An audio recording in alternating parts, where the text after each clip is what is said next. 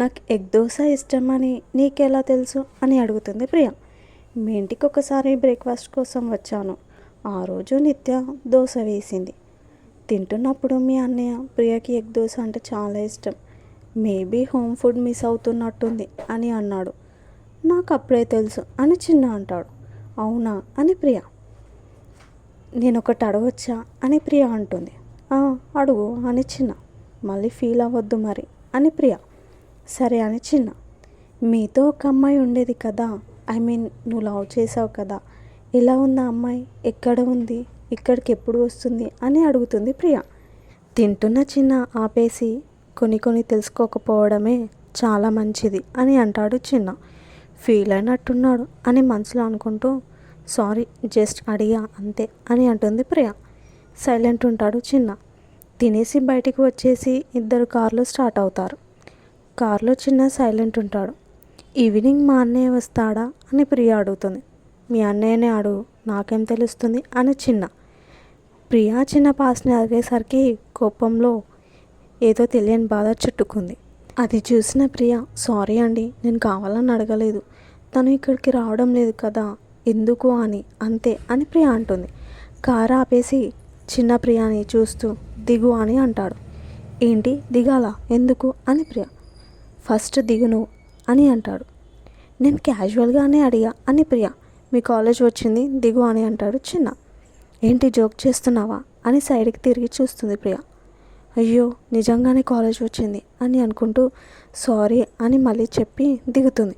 అయి చెప్తాడని ప్రియ ఎక్స్పెక్ట్ చేసింది, కానీ ప్రియ కార్ దిగగానే చిన్న కార్ని స్పీడ్గా వెళ్ళిపోతాడు. అది చూసిన ప్రియ దొంగ సచ్చినోడు అనుకుంటూ వెళ్ళిపోతుంది. క్లాస్కి కొంచెం లేటుగా వచ్చిన ప్రియ మే ఐ కమిన్ సార్ అని అంటుంది. కమిన్ అని రెస్పాన్స్ వస్తుంది. అది విన్న స్టూడెంట్స్ అందరూ షాక్ అవుతారు.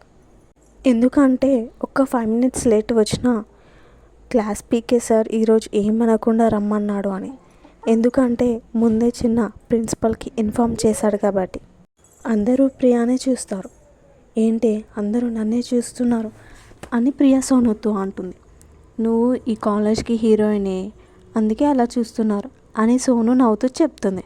చాలు ఆపుతావా అని ప్రియ. ముందు క్లాస్ వినే, సార్ చూసారనుకో నువ్వు ఇక్కడే ఉంటావు, నన్ను బయటికి పంపిస్తాడు అని సోను ఉంటుంది. క్లాస్ అయిపోయాక ఇద్దరు బయటికి వస్తారు. ఫీస్ట్ రోజు ఎవరు నేమ్స్ ఇచ్చారో వాళ్ళు డిస్కషన్ రూమ్లోకి రావాలని మైక్లో అనౌన్స్మెంట్ ఇస్తారు. సోను ప్రియ కూడా వెళ్తారు. సీనియర్ ఎవరు ఏం చేయాలో ఏ పర్ఫామ్ చేయాలో చెప్తున్నారు. చెప్పిన వాళ్ళు వెళ్తున్నారు. అక్కడ కొంతమందే ఉన్నారు. ఇక్కడ ప్రియ ఎవరు, సిఏసి గ్రూప్ అని ప్రియని పిలుస్తాడు. నేనే సార్ అని ప్రియ ముందుకు వెళ్తుంది. నువ్వు కొత్తగా వచ్చావు కదా అని అడుగుతాడు. అవును అని చెప్తుంది ప్రియ.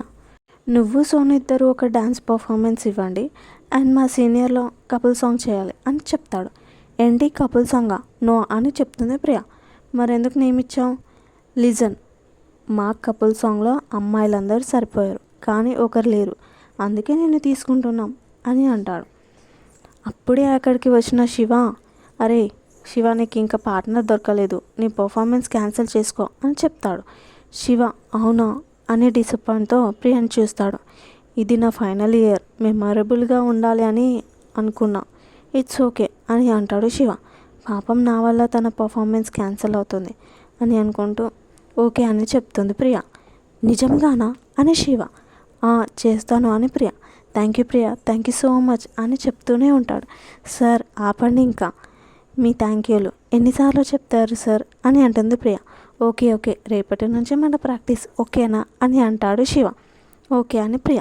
ఇది అయిపోయాక ఇద్దరు క్యాంటీన్కి వెళ్తారు. ఏంటి ముందు వద్దు అని చెప్పి ఇప్పుడు ఎస్ అని చెప్పావు అని అడుగుతుంది సోను. ఈ ఇయర్ వాళ్ళకి ఫైనల్ ఇయర్ కదనే, అందుకే చేస్తా అని చెప్పా, అండ్ మనకి శివ తెలుసు కదా అందుకే అని ప్రియ.